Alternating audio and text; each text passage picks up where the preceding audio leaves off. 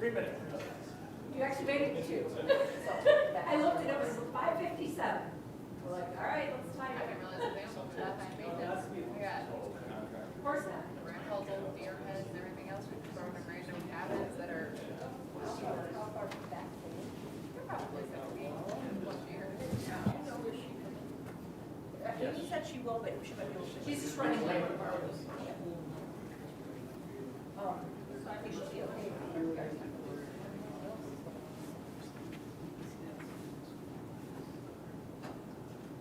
I think we can see the one that's all.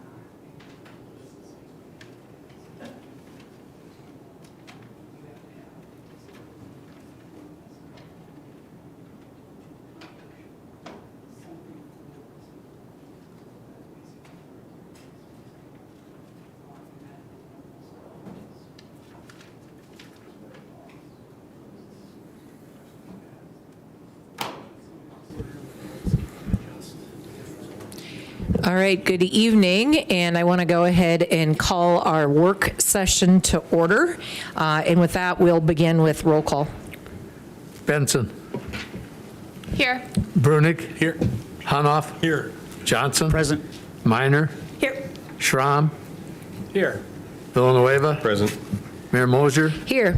City Manager Leon. Here. City Attorney Denharder. Here.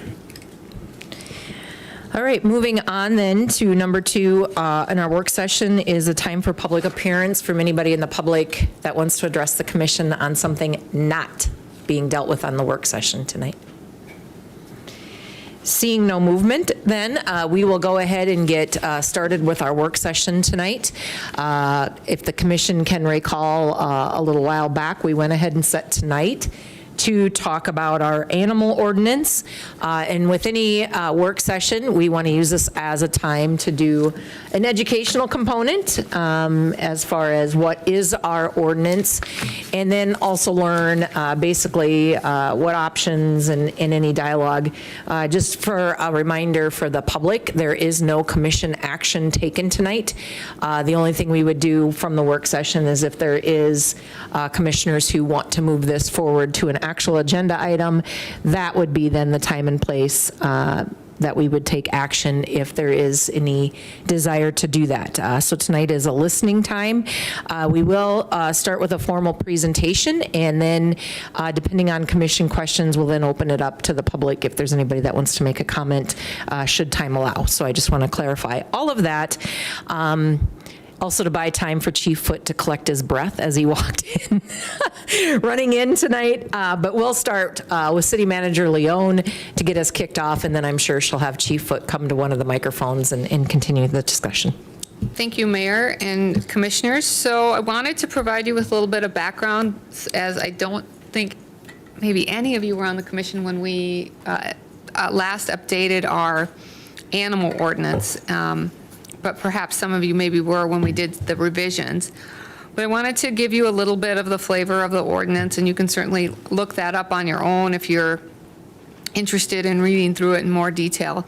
But right now, as it stands, residents are permitted to keep up to 6 adult domestic animals per dwelling, and no more than 3 of those can be dogs, fish being exempted from that number limitation. So the definition of domestic animals we've defined here, and you can think of the typical ones: cats, dogs, things like guinea pigs, gerbils, hamsters, chinchillas. There's a few things there that you might have to look up. We did.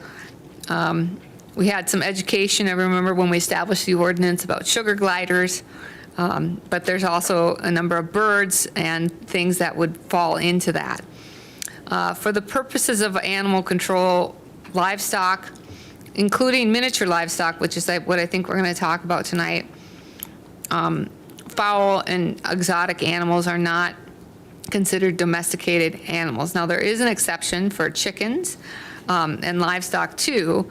The exceptions there is if you're having some kind of auction or, at a vet clinic, something like that. Of course, we have industry in town that deals with livestock, so processing plants, lockers, those types of things are accepted. Also, when you're transporting animals through the community on the way to that type of facility or on the way to the farm, horses temporarily brought into the city for things like parades, to be used for licensed horse-drawn carriage operation.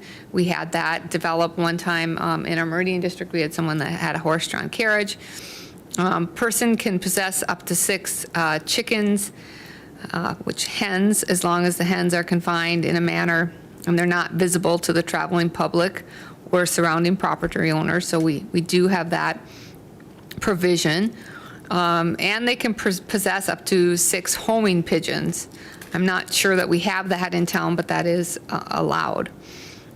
So in order to have pets, you're supposed to have meet the vaccination requirements and license your pet. So, those things should be renewed every year. And of course, we have a number of regulations on making sure that your animals are contained and not running at large. So that's where our animal control often gets called in, and our animal control is conducted by our Yankton Police Department with assistance from Heartland Humane Society. A number of years ago, we partnered with them and have a contract. They provide and house animals for us when the animals are caught at large. If we have a vicious or dangerous animal, sometimes people abandon animals, unfortunately, and so they've helped us in those situations. Animals such as goats and pigs of any size currently fall into that definition of livestock in our ordinance, and are viewed by some folks as companion animals, just like other pets can be considered companion animals.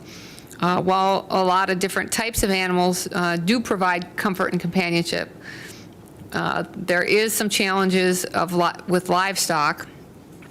We believe, and I say we, I'm saying staff, no matter what the size is, that could be challenging, especially in an urban environment. So as you're discussing this and thinking about this, some areas of town perhaps might be more suited or better suited, and some communities have treated it that way for the habitat of livestock or hooved animals, as it's sometimes called. So you can imagine, in a single-family residence, that might be appropriate, but perhaps in the Meridian district where we have people living, that might not be an area where you would want to permit such a thing. And as you read through your memo, you'll see that some cities that do allow livestock or hooved animals do allow it in particular zoning districts, and they use zoning to regulate that. Some communities, for example, some larger communities have things like called like equestrian zoning, where they might have large lots where people either have a joint equestrian facility as part of their HOA, or they may have a large enough lots where there's a lot of space between each single family home. So we don't have lots like that. Some communities allow hoofed animals in ag zoned areas of town where there may be allowed a single family home also. So that's also not uncommon. It's also not uncommon, as you read when you look in your memo, that many cities don't allow for that. They don't allow for anything other than what we would call the traditional or domesticated animals in city limits, and that's where we are today.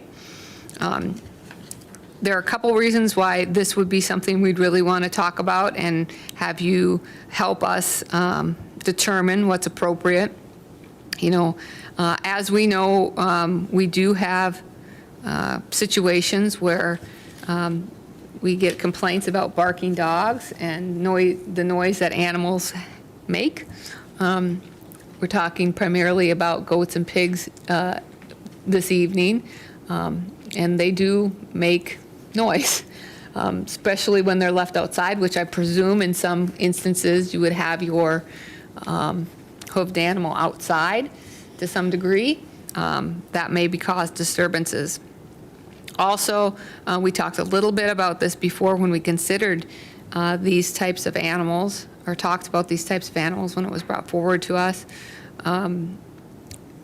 We don't have facilities right now for housing livestock. Some pet owners are better than others, no matter what pet you have. And unfortunately, we know that there's people that drop off animals. We've had animals dropped off at Westside Park. We've had animals just dropped off at the police department. Heartland Humane Society gets abandoned animals. We've had people that just leave animals in ditches, unfortunately.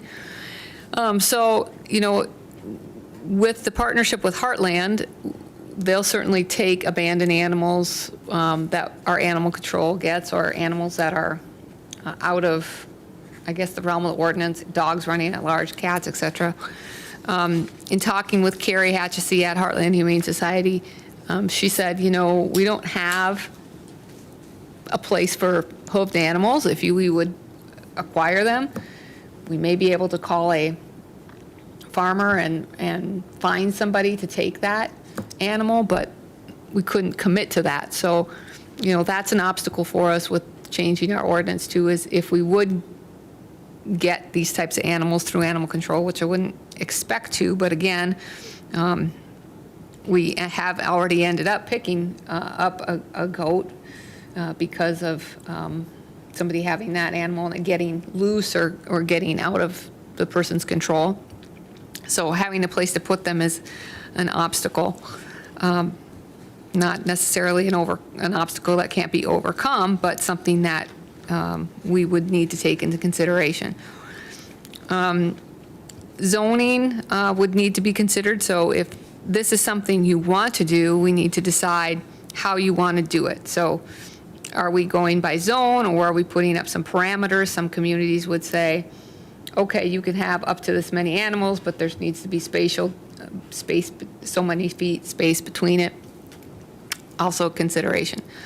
Licensing and vaccinations, another obstacle. We don't have expertise right now to know what types of vaccines and what's the proper, treatment of those animals. We can find that out. So I'm not saying that's not something we couldn't overcome either, but we don't have that currently. We have heard, since this was published, I've heard from 2 citizens, I don't know what you heard, that they were not interested in having these types of animals potentially as neighbors. And I don't know if that speaks more about their neighbor or if that speaks about the actual animal themselves, but they were not interested in having livestock in town. So, I don't know if everybody is aware of what we're talking about here. I think we'll discuss that we're talking about small animals, but livestock nonetheless. We think from an animal control standpoint, and not having the infrastructure, so to speak, for the animals, that it's a challenge for us to make any changes to the ordinance. We're not certain that all animals are well suited for companions. That's probably in the eye of the owner. I know a lot of people that are not cat people, for example. So, maybe that's all in the eye of who owns what type of animal. We also, think that in talking with other cities, a lot of people will acquire an animal and it may not be from a breeder or a source where they can depend upon that they're getting what they think they're getting. So they may think they're getting a miniature or a pygmy pig and it looks small because it's little when they get it, and then it gets very big, and then it's all of a sudden more than they can handle. So there's that potential too. But how many people would be interested in pursuing this kind of an animal, I don't know. As I said, I haven't heard anybody that, other than the folks that brought it up, that's interested, since we've had the animal ordinance. There could be people currently that have these animals that are taking care of them, and we don't know because they're keeping them in their home and they're not getting out and not running at large. So there could be potentially that they already exist in our community as we speak. Again, the issue is if they're not being kept. So I think Chief Foote will probably have a few things to add as well, so I'll let him do that. I tried to go over most of the things in his memo, but perhaps, Chief, you want to add a little bit from your experience in the goat and pig arena. You might have to turn the mic on. Good evening. Is it on? Good. Yeah, from the experience of law enforcement, I'll just a good example of issues that we have, even with the chicken ordinance, is people might be aware of a rooster that was at Westside Park. And that is something that can happen, is that someone inadvertently gets an animal they do not want or aren't allowed, and then what's the easiest thing to do? Let it go. So those kind of issues. Another one just recently, whether or not this was by accident or someone's goat just got loose. There was one out by my residence running around. Full-size goat, not a pygmy goat. But so those types of things do happen where people will get rid of their animal because it's not what they want anymore. Same with dogs and cats. It happens all the time. Dogs and cats are a little more manageable because usually we can find a suitable owner for those animals. Trying to take care of livestock in our situation right now is just not feasible. We don't have the facility to do that, and Heartland doesn't have that facility. Pigs, for example, can carry diseases that can kill dogs. So those types of things are the things that we need to worry about, is what's going to happen to the population that's already in our community, and then how do you take care of that population if we're going to allow something else. So if I can ask Chief Foote, you gave the example of a goat running loose in the community. Over the roar of the actual dealer, Sure. With the example you gave of a goat running loose in the community, what options do you have to remedy that issue when something like that occurs? Fortunately, for like the instance that we did have one recently, to take care of that goat, we have a resource within law enforcement that actually raises pygmy goats. So we asked for them to take care of it. They did it out of the kindness of their heart, potentially putting their pygmy goats, in harm's way, because what if this one has a disease that they don't, his herd doesn't have? The other thing is goats are herd animals. So it's not really an animal that wants to be alone. They want to be part of a herd. So trying to get that goat into an area where it's safe and trying to become part of the herd is also a potential issue for that goat. And I don't know, Commissioner Johnson, if Ross has a perspective on this, but my understanding is that animals are considered property of people. So technically, when we're in control of the property, do we have some type of responsibility? Yeah, it's a law of Baylor Bailey, which basically means if we are taking this animal into our, this is the same for dogs and cats as well. So if we take an animal into our pound, then we're responsible for that animal. And if we're negligent in the care of that animal, we're liable for its value if something were to happen to it. And, it occurs to me, if we have these animals in town, in order to properly carry out that duty, we need to make sure we understand what animals are here, and that we have the foodstuffs, the resources that if we end up impounding one, we have the right kind of feed. I mean, what you would feed a goat would be presumably different than you'd feed a dog or a cat and a pig. And I'm not a farmer. I'm not sure what that stuff is, but those are extra considerations that we have to be aware of, because if something happens to an animal that's in our impound, we can be held responsible.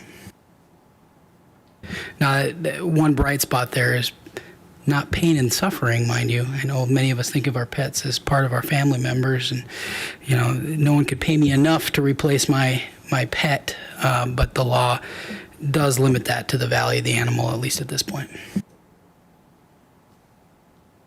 Is that the value of a replacement, or is it, The value of the animal at the time of the loss, so not necessarily a replacement.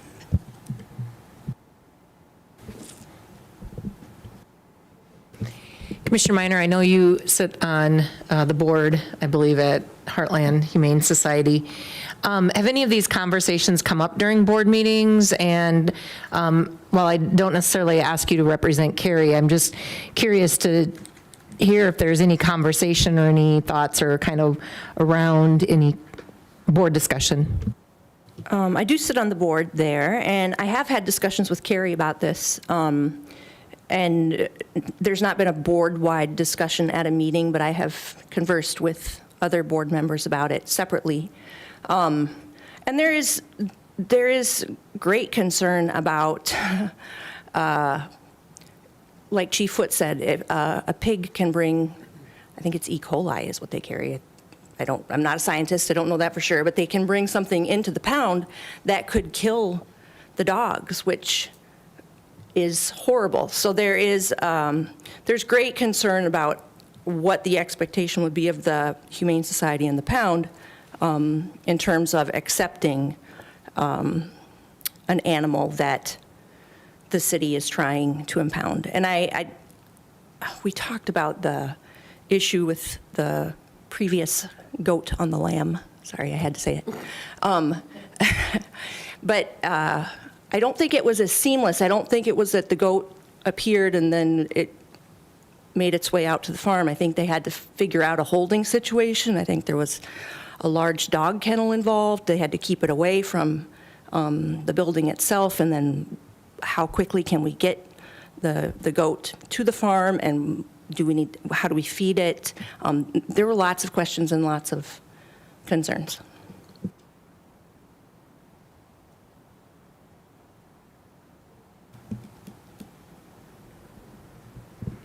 Any other questions from commissioners or comments or thoughts before I open it up? It says Aberdeen allows hoofed animals. Do we know any details about what exactly they allow? I was kind of poking around their ordinances and I didn't find much. No, we didn't. We have some that we pulled off of code search, some communities. And I pulled some of the cities that are in your memo. I didn't dive into it entirely to know all the details, because I thought, well, I'll do that if we did have a direction. It really varies from what I've read. For example, Mitchell doesn't allow any hoofed animals, but it will allow you to have one pig up to 200 pounds. So I think that came out of a situation where somebody had a pig and didn't know they could have it, and that's a relatively new addition to their animal ordinance. So there are some communities, as I said, who do allow those things, but only in agricultural zones. But there's some cities, West River, that have, quite larger community areas, and they have more agrarian, if that's the right zoning, than we do. I don't know what Aberdeen does specifically. We can dive into that. As I recall, it was certain amount of space away from a residential dwelling, a single-family residential. So I'd have to look into the details of that. Same with Brookings. So all those things are possible. And why this is like that, I do not know. I suppose just as we're experiencing, people come in and want to have a certain type of pet, and people want to, try to accommodate what people's interests are. But if there is a specific community that the commission wants more research done, we can contact that city and get their ordinance and do a summary of that particular community. You bring up a good point and a question I had and forgot about till I looked specifically at Aberdeen. I don't know if this is a question for Ross or whomever may be able to answer it if anybody can. Aberdeen says allows hoofed animals as service animals. We've heard the term comfort companions, and when we talk about animals, is there a difference between service and comfort animals? And if so, what's the difference and what does that entail? Sure. So these words get used in public quite often as a justification to have your little floofy dog in your purse in the grocery store or whatever. Basically, my dog's a member of my family, and I should be able to take my dog wherever I want, but the law only provides special protections for what we deem service animals, which is a special classification of animal that gives the owner, a disabled owner, a tool to use to make their life more functional. So a criteria to have a service animal is that, one, you must have a recognized disability, and two, the service animal must be professionally trained to do something that disabled individual needs them to do.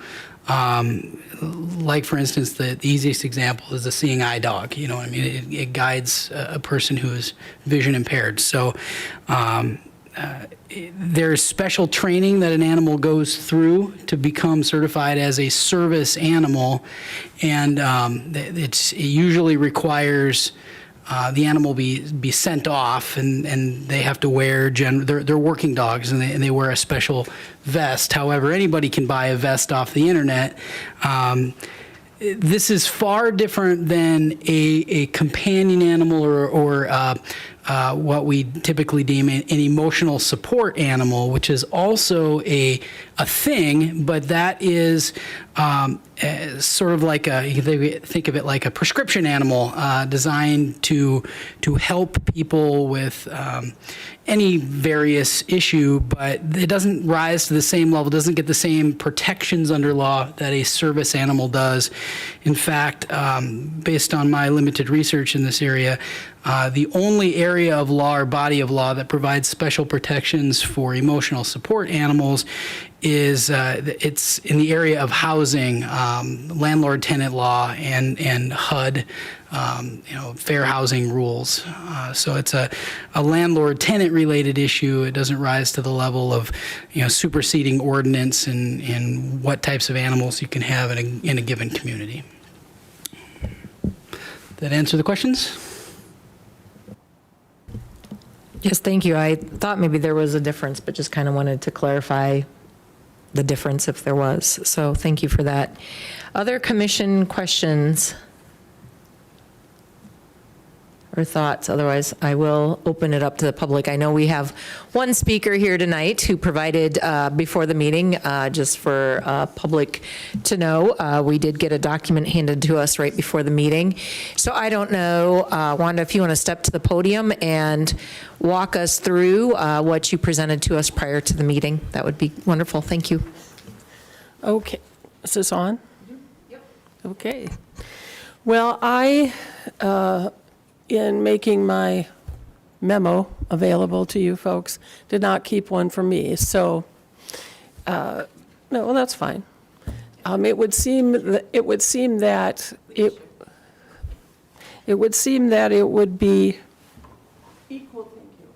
equally as helpful to review the memorandum. I did bring with me, again, we're dealing with Millie, who is a pygmy goat who is not scheduled to grow over 20 inches, nor scheduled to weigh more than 20 pounds, but on the outside, I put 25 in my proposal.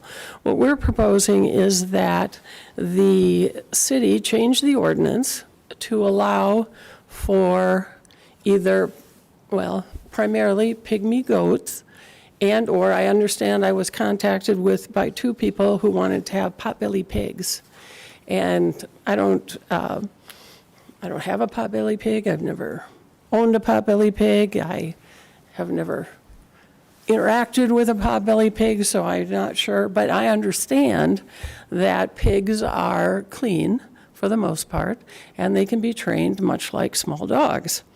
But in our proposal, and that's on page 2, is that we're suggesting that the City Commission change the ordinance to allow for an animal, either a pygmy goat or a potbelly pig, that does not grow in height to more than 20 inches and does not grow in weight to exceed 25 inches, or that the animal is a service animal. And as you can see from the attachment to the letter, Millie is in fact a service animal. She has been certified as a service animal. Her, I don't know what to call it, certificate of registration is attached as page 5 to the handout.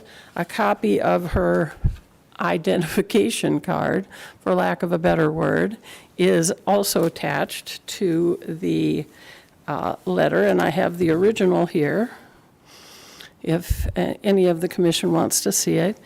And she also, and there's a picture of Millie in there, and I think that Millie came to the attention of law enforcement because Millie was typically during this past summer in a harness out on one of my properties along 4th Street. And of course, law enforcement drives up and down that street quite often and probably saw her and did a double take because she doesn't look like a dog.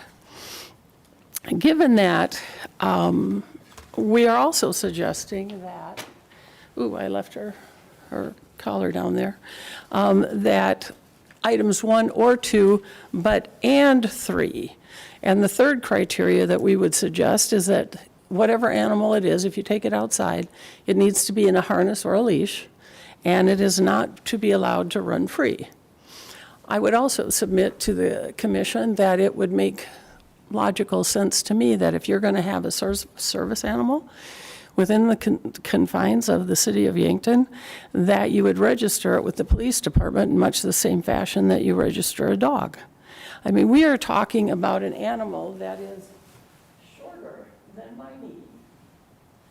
And there are quite a few dogs within the confines of the city of Yankton. I know that there's at least 1 Mastiff, 2 Great Danes, a number of Labrador retrievers, all of which are taller than 20 inches. So I'm not seeing how it is a horrible burden to the city if somebody has a service animal that is shorter than my knee. I don't know what kind of loud noise people think that a pygmy goat makes, but I would submit to you that they don't howl, they don't bark incessantly, and pigs squeal once in a while, I would agree, but even that is not allowed as loud as a Mastiff or a German Shepherd barking. I don't know who who cares so much about their neighbor that they wouldn't want their neighbor to have a service animal. Don't know who that would be. But I also think that the city commission as a whole is doing a disservice to people who need emotional support animals because Millie is an emotional support animal. She, for lack of a better phrase, calms down her owner quite a bit. I think the chief of police would agree that if he's been around here a long time, that he knows that the owner of Millie has in the past been, I don't know the nicest way to put it, obstructive, perhaps, angry. And since he's had Millie, he's calmed down quite a bit. And what we're suggesting, and I don't know where the concern is about what if they get loose and you catch them, what you feed them, because goats eat grass, goats eat hay, goats eat dry dog food. Not hard to feed a goat. Frankly, a goat will eat almost anything. A pygmy potbelly pig, on the other hand, I would assume that they would eat the same things that grown-up pigs eat. Corn, beans. In fact, some pigs are carnivores, and they will eat hot dogs and dog food, dry dog food as well. So I don't know that the fact that we've never had one before is the real reason that we should not consider allowing somebody to have a service animal. And if they're registered with the city knows where they are. One gets out, one walks across Broadway, and they go, hey, there's a pygmy goat. There's only so many people that would have registered pygmy goats in the city. It'd be pretty easy to track them down. So do you folks have any questions?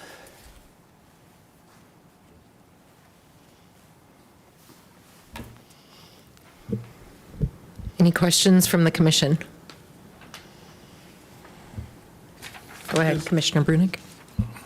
Is Millie a registered emotional support animal, or Yes. is Millie a service She's an emotional support animal. She was only born in June of this year.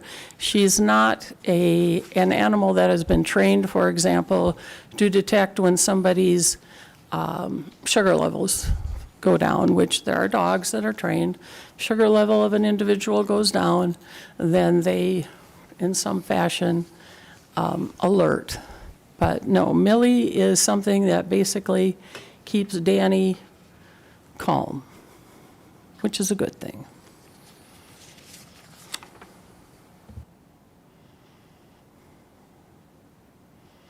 And given the fact that I'm probably the first person to address this, I don't think that there's going to be a huge rush of Yankton citizenry that are going to sign up to get a pygmy goat. So I'm just seeing that there's emotional support animal on Millie here, but then the certificate is If you look at the card says U.S. service animal. okay, but the certificate is from USS Service Animals? It's the same company. Do you have the card? Do you want to see the card? Okay, Along the bottom of the card? okay. It Right. says that she's been certified All and right, so that's registered. the name of the, It's the name of the group, much like the ASPCA and the Humane Society.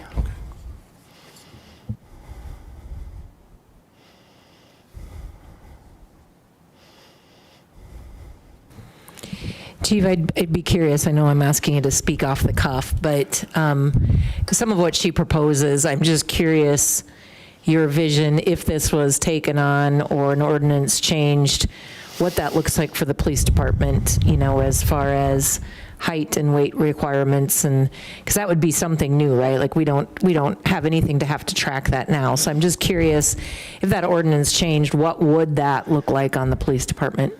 And just for clarification, the reason I put height and weight limitations is that so somebody doesn't go out and buy a miniature horse.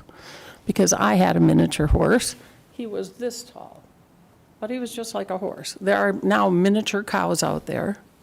And, I'm trying to keep it so that we have little tiny things, not anything that could outwit law enforcement.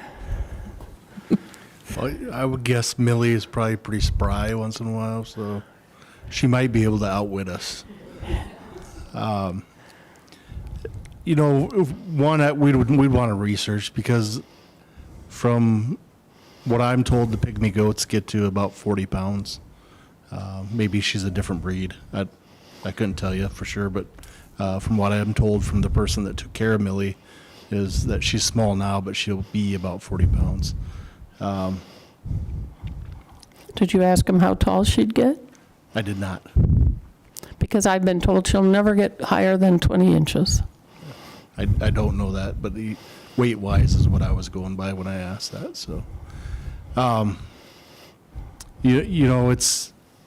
it's one of those things where we don't have the facility to hold them, and I can't rely on everybody to, a farmer, or ask people to, hey, could you hold this animal for so long until we identify the owner or until we get it back.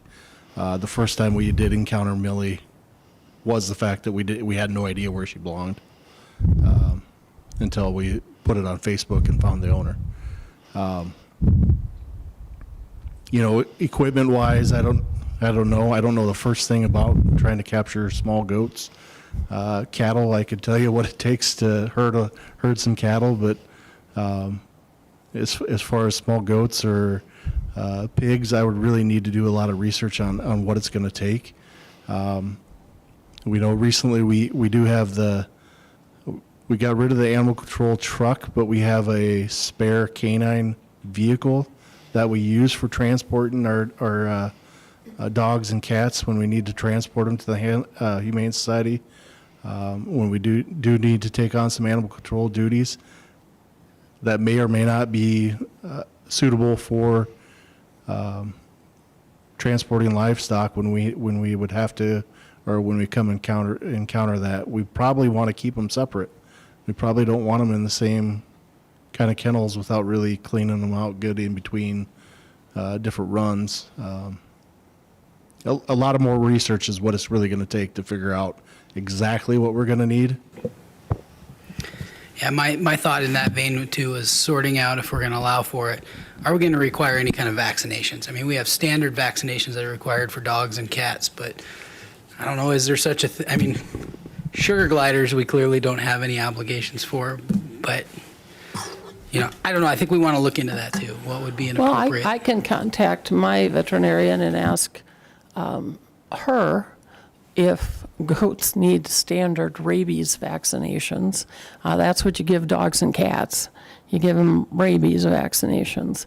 Under that theory, almost any animal in the city of Yankton that doesn't have a otherwise home probably isn't vaccinated. Squirrels aren't vaccinated. Bats aren't vaccinated. Rabbits aren't vaccinated. If you require a rabies vaccination and that's what the veterinarian says, I guess that's what they'll have to do. Sure. My thought was, though, if there's certain disease, pig-borne diseases, for instance, that kill dogs and cats, if we know that they might be sharing a kennel space, we may require that if vaccines are available, that those animals also be vaccinated for that type of whatever. And I will So that was ask my thought on it. I will ask the veterinarian that, but I am unaware of any such malady that may come from a potbelly pig, but I can certainly ask.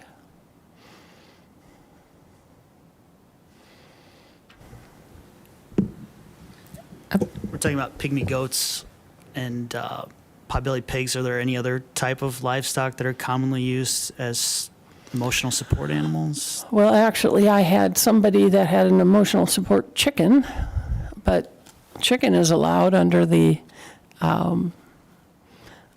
current ordinance. But, I've also, I haven't had, but I had another lawyer that I know that had a client with an emotional support rabbit.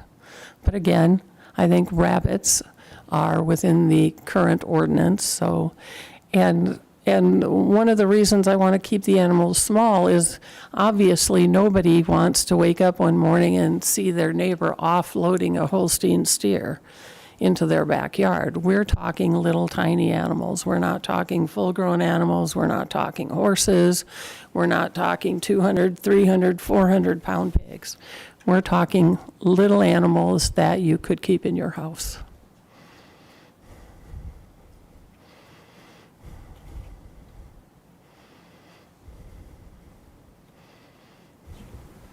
Any other commission questions, discussion, thoughts? Well, follow up on what Nathan said earlier, I would like to kind of see more details as far as the specifics that Aberdeen, Brookings, and Box Elder have in their ordinance where they are allowed, but under certain regulations. I'd like to hear what those are. And also in Mitchell, where they allow, I guess, up to 200-pound pigs, I'd be interested to know if there's a space requirement there, a distance. We'd rather not ask for 200-pound pigs, thank you. No, I'm just curious if they have a space provision for that, where it has to have so Lot much. size?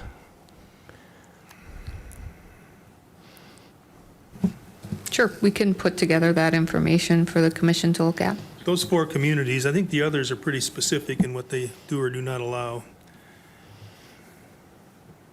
My other question would be if, in those situations, they all say service animal, if service animal is taking into consideration emotional support. If we continue the conversation. I don't know that they're all service animals, but I'll double check that as well. Commissioner Benson, I can ask when we talk to those communities, if these are older ordinances, they may not, because to me, emotional support is sort of a newer term that's maybe, these ordinance may, so I'll get some clarifying questions if that is included, if that would be included, what their interpretation is, and how they're looking at that. And I also want to get some, clarification on the certification of an emotional support animal. So I don't know the difference between just having a pet, I would presume provide some emotional support, and the certification of emotional support. I know that in my role, I can write a letter to a landlord to say, this person would benefit from having an emotional support dog or cat. And usually they need that with a landlord. My concern about goats in particular, like everybody on this board knows that I was bothering Ross about getting a pig for the last 4 years now. Everybody knows that. And as we started working through some of the details involved in owning such an animal, I hadn't really thought about the administrative aspect of it, and there's a lot. And I do live in the neighborhood with this goat.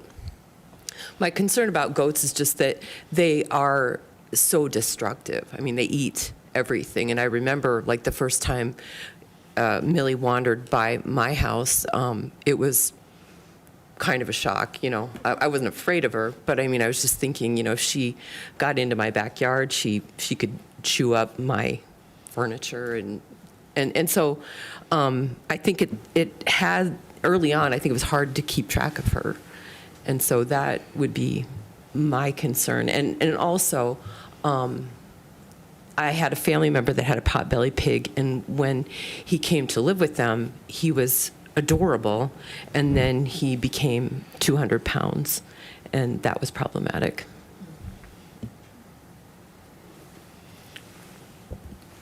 Just point of clarification, I think Chief Foot said it, but maybe not quite as directly.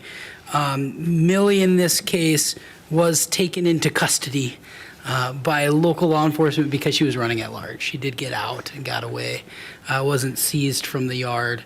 And the question was, how hard was it to catch Millie? I have no idea, I didn't ask. There, so I don't know.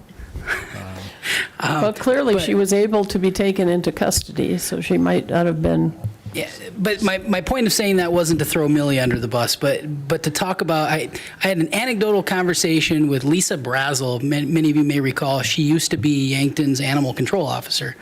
And she reached out to me, and we were talking about this, and she said, because goats do chew on everything, using like a leash or a rope to tie them up is kind of problematic because they eat the leash or the rope, and then they're at large. So the enclosure needs to be something that I think is taken into account, maybe not by ordinance, but certainly by the owners. If they're going to have it, they got to make sure they've got some kind of escape-free enclosure.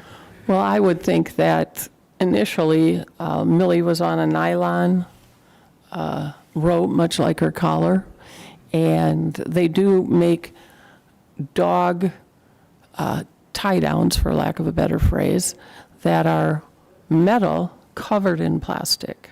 So I would, and after Millie's initial escape, she was tied up with a stronger cord.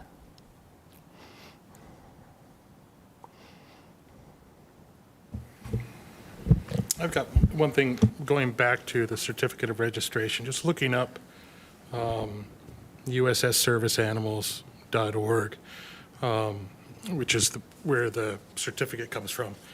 You know, basically, you've got enter your animal's information to register. Your animal will be registered to the U.S. National Registry. Your animal will be registered as an emotional support animal or service animal and placed in the U.S. National Service Animal Registry database. And then step 3, receive your certificate and ID in the mail fast. You will receive your ESA or service animal registration certificate and photo ID by mail, and in digital format, optional to download for immediate use. So there doesn't seem to be any criteria to have as a registered emotional support animal. And then later down, or a little bit down the page, they're showing some different things, but there's a big red X that says laws protecting you, where if it was under as a service animal, which there are requirements, there are stipulations for those things. I'm just trying to Well, piece together what is. Well, I think that perhaps the differentiation is that a service dog, such as Mr. Denherter referred to, that is like a seeing eye dog, is different from an emotional support animal because, as you all may be aware, there are a lot more people these days that have mental health issues than there used to be back in the day.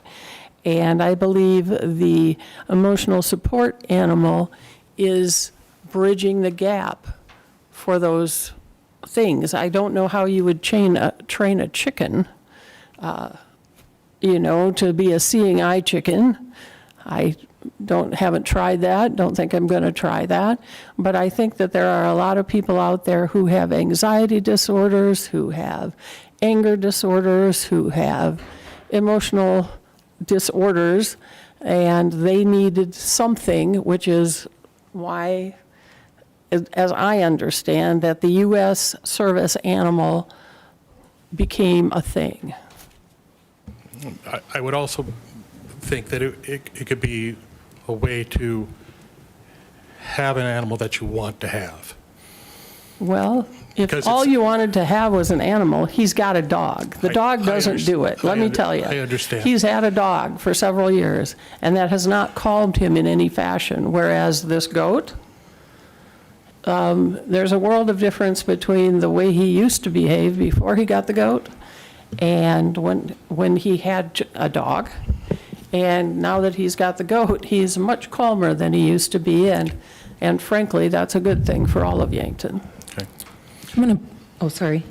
But for verification, there is no criteria for the emotional support animal. It's a matter of asking and then receiving a certificate. Well, I don't believe that's all it is. I believe you have to certify that you're a disabled person. That says so on the back of the card. That is attached to the packet that you have. Ben, further down on their website, they have for $180 you can apply for a professional review of your application, and within 24 hours you can have if approved, you can have a letter from a physician or a mental health professional that says you qualify. So you can, within 24 hours, you could have for $300 you could have all of this done if you qualify. So they do offer that service as well for emotional support. Can I jump in? I'm just getting around to the legitimacy of it. Sure.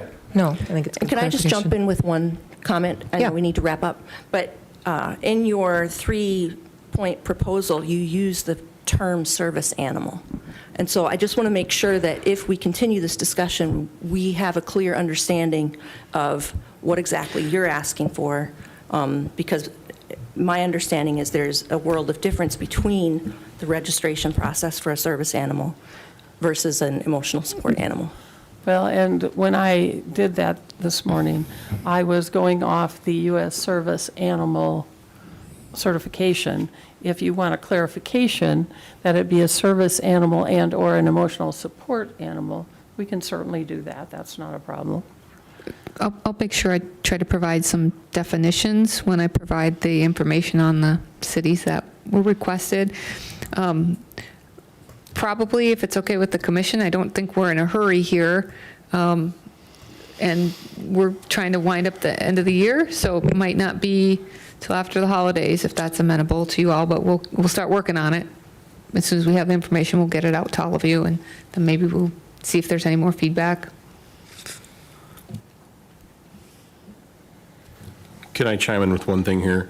So I'm actually on the U.S. Service Animals website, and it says emotional support animals. What is an emotional support animal?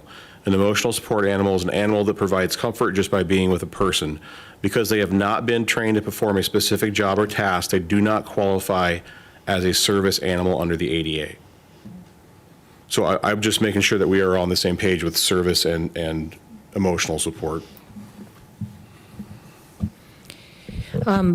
Being respectful of time, I was going to actually call Eric up to the podium and put him on the spot, but we're running out of time, so you got off lucky tonight. But I guess when we were talking, and maybe something to think about, when we were talking about I know when you were here before, when we were talking about the ambulance study, you were talking about the increase in mental health calls and things like that the EMTs go on. And I guess that just made me think about a whole new layer of complexity as your staff may go on these calls and encountering what may or may not be an emotional support animal. We're running out of time, so I won't put you on there, but I guess something to think about should we want to move forward. So I know Amy has been asked to do some further investigation just into some other city ordinances. Is that where the commission wants to leave it at this point, or do you want this to be a formal agenda item at a future meeting, or do you want to hear research before that decision is brought forward? I need to kind of know where people are at on this. I would like to hear more research, and then we can revisit after the new year if we want to pursue a agenda item. That would be my opinion. I agree with that. Agreed. Okay. That gives us direction, so we'll do some research on that. And then I guess, Eric, if there's anything you have thoughts there, we would love to hear that as well, but we can reach out to you later date. I do know, obviously, EMT and police are together on a lot of calls, so you're dealing with a patient where maybe the police then are doing that, but I'm just curious if you've come across that. I know you also come from other communities and have other experience across the state, so might have that input from other communities that would be valuable. With that, we don't have any other business under our work session tonight, so I would ask for a motion to adjourn the work session so we can move into the full commission meeting. So moved. Second. We have a motion and a second. All those in favor of adjourning the work session, say aye. Aye. Opposed, nay. Anybody abstaining? All right. If you can take a quick break, I think we have 3 minutes before we have to start the other day. Thank you for coming in tonight, Wanda.